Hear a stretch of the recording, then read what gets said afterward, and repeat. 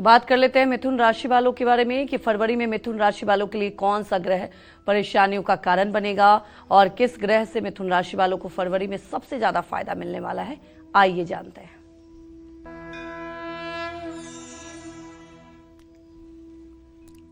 देखिए, मिथुन राशि और मिथुन लग्न के जातकों को बताना चाहूंगा कि पूरे महीने बृहस्पति आपके राशि में या आपके लग्न में वक्री अवस्था में गोचर करेंगे।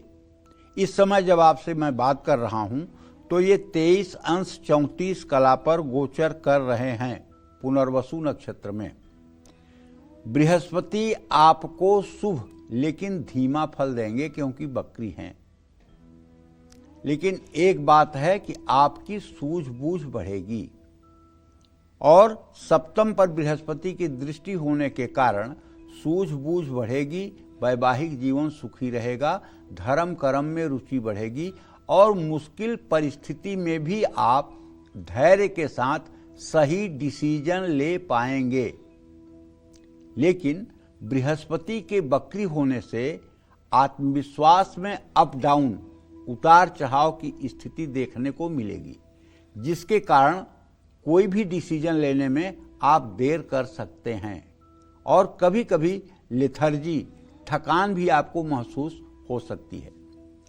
फरवरी महीने में कर्म भाव में विराजमान शनि माने दशम भाव आजीविका के स्थान में शनि की स्थिति है मीन राशि में, ये आपको मिला जुला फल देंगे।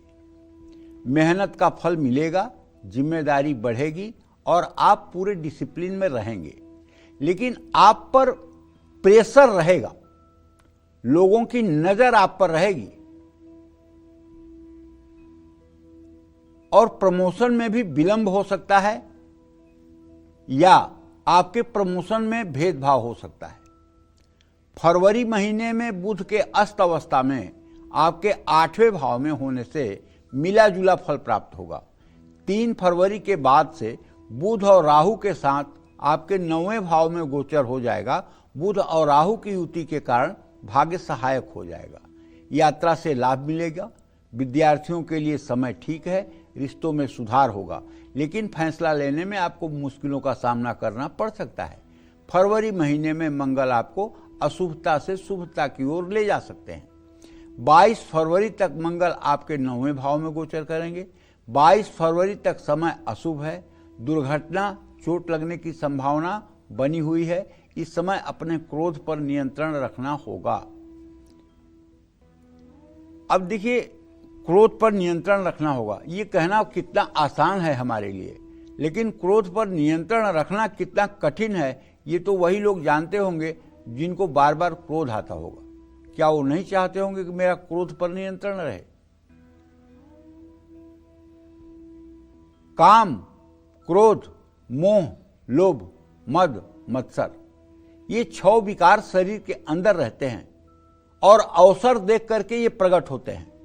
24 घंटे आपके ऊपर काम नहीं सवार रहता, 24 घंटे आपके ऊपर क्रोध नहीं रहता, 24 घंटे लोभ नहीं रहता, 24 घंटे मोह नहीं रहता।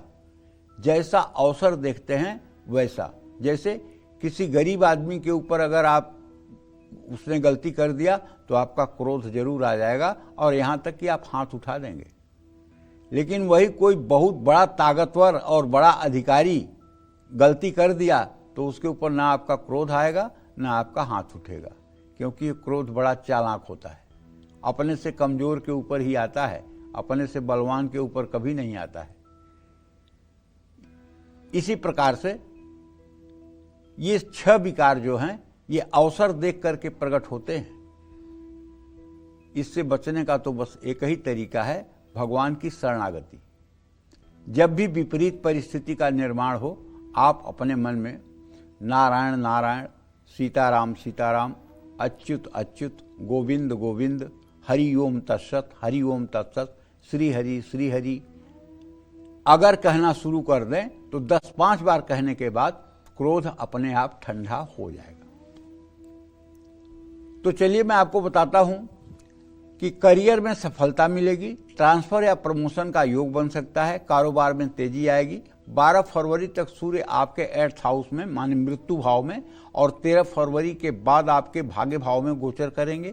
एक तरफ सूर्य भाग्य जगाएंगे तो दूसरी तरफ पिता की सेहत की चिंता भी देंगे। महीने के दूसरे भाग में पिता से मनमुटाव भी हो सकता है। 5 फरवरी के बाद शुक्र आपके 9वें भाव में गोचर करेंगे।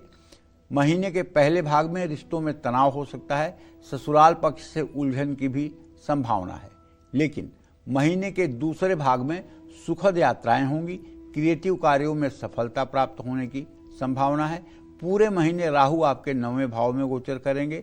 राहु के कारण भाग्य के भरोसे ज्यादा रहना गलत होगा। अपने बड़ों या पिता से मतभेद हो सकते हैं, लेकिन अच्छी योजनाओं और सोच के कारण करियर में सफलता भी मिलेगी। पूरे महीने केतु आपके 3रे भाव में गोचर करेगा। केतु के कारण भाई बहनों से दूरी हो सकती है, बातचीत की कमी गलतफहमी को बढ़ा सकती है। मैं आपसे ये कहना चाहूँगा कि आप अगर हर पूरे फरवरी के महीने में हर रोज हनुमान चालीसा का प्रातः सायं पाठ करें, और यदि आपके सामने कोई चुनौती है तो आप बजरंग बाण का भी साथ में पाठ करें, तो इससे आपको निश्चित रूप से लाभ मिलेगा। जय मां विंध्यवासिनी।